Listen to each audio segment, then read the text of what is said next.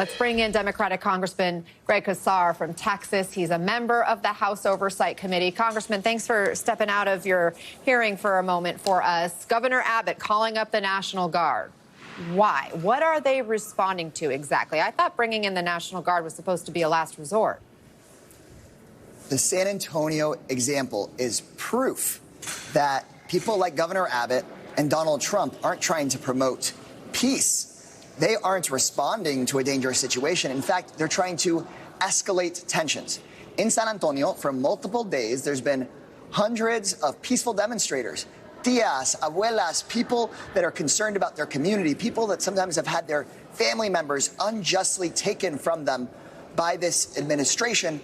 And Governor Abbott and Trump are sending in our National Guard, being taken away from their good and vital mission and sending that National Guard because they want to escalate tensions and they don't want the news stories to be about the Trump administration's immigration abuses. They just want to stoke chaos and division. And that's why I'm so proud of the people in San Antonio last night that kept the focus on kids that have had their hands zip-tied in court by the Trump administration. We've got to keep the focus on the Trump administration causing chaos and division and harm.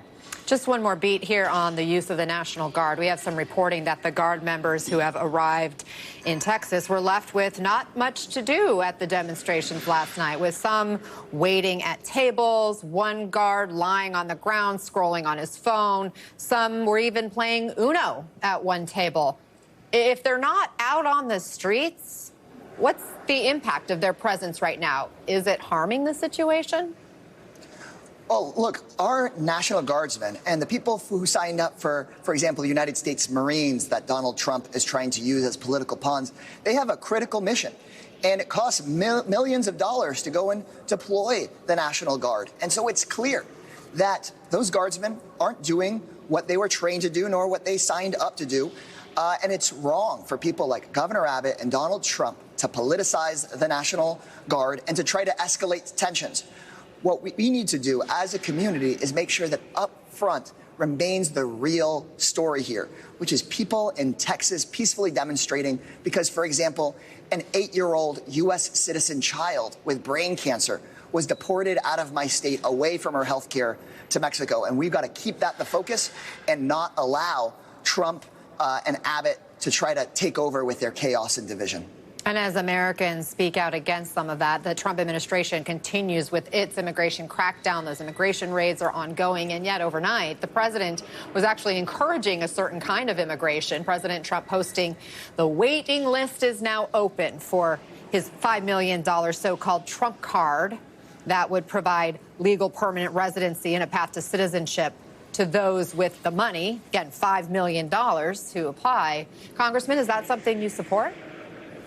Look, with Donald Trump, everything is a grift. Everything is corruption. And he wants to sell all of Washington, D.C. to the highest bidder. That's why he's accepted a $400 million bribe from the country of Qatar. That's why he's selling cryptocurrency million-dollar seats to dinner with him to come and lobby him. And he's going to try to find a way to turn the immigration system into a grift for him, too. We're experiencing not just the most corrupt presidency of any of our lifetimes, but he's doing it out there in public. And just because you're breaking the law in the light of day does not change the fact that he's breaking the law.